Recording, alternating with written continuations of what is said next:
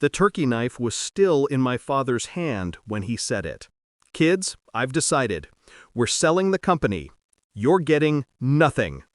The room erupted. My brother clapped. My sister squealed like she'd been freed from a curse. Even my mother, who never liked the business, let out a shaky laugh of relief. I just smiled. Not because I agreed, because I was waiting. "Dad," I asked, voice level, "who's the buyer?" He leaned back, smug. "Everest Holdings. They're paying $50 million." I laughed, a sharp, deliberate sound that cut the room clean in two. "Dad," I said, "I am Everest Holdings." The silence that followed was the sweetest thing I'd ever tasted. I wasn't born vengeful. I was born loyal. As a kid, I watched my father's hands, cracked, raw, burned by steel and oil, build the company from nothing. He used to say, "This is yours one day." I believed him. I gave him my 20s, my 30s, no parties, no vacations, just late nights balancing books, smoothing contracts, saving him from his own reckless deals. My siblings never cared. They drifted in, grabbed what they wanted, drifted out. I stayed. I built. I protected. And that's why his betrayal landed like a knife under the ribs. The signs came slow. His sudden family meetings that excluded me. Whispered phone calls. The smug way my brother grinned at me like he knew something I didn't. I wasn't paranoid. I was patient. One night, I walked into his office while he was asleep in his chair, bourbon spilled across his desk. A contract sat half-signed. Buyer, Everest Holdings. Seller, my father. He hadn't even bothered to tell me. I didn't rage. Rage is wasteful. I memorized the terms, folded the papers, put them back exactly where I found them. That night, I lay awake and asked myself, do I let him take it all? Do I accept being cut out of the very thing I built? No. I decided I would become Everest Holdings. The plan took months. First, I traced the shell company's address, a faceless firm in Delaware, owned by a trust, owned by another shell. Easy enough to intercept. I built my own Everest Holdings, quietly, strategically, layered under different entities, concealed through proxies even my father's lawyers couldn't untangle. Then I made calls, not to investors, to his creditors, to suppliers, to the men he owed favors to but never paid back. I whispered opportunity. I shifted contracts. Slowly, their loyalties bent toward me.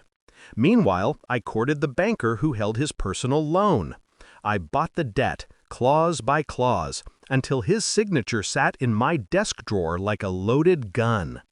By the time Everest Holdings sent the official purchase offer, it wasn't them, it was me. Every document he signed bound him to me. He never suspected. He thought he was outsmarting me. And that brings us back to Thanksgiving.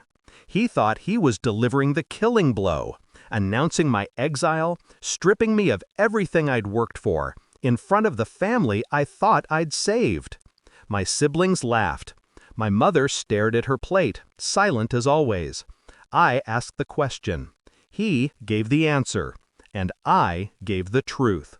Dad, I am Everest Holdings. The room froze. His knife clattered against the plate. What? I leaned forward, calm, deliberate. You didn't sell to strangers. You sold to me. Every signature you gave, every term you agreed to, it was mine. My brother's grin vanished. My sister's fork dropped. My mother finally looked up at me like she was seeing me for the first time. "You're lying," my father whispered. "Check the contracts," I said.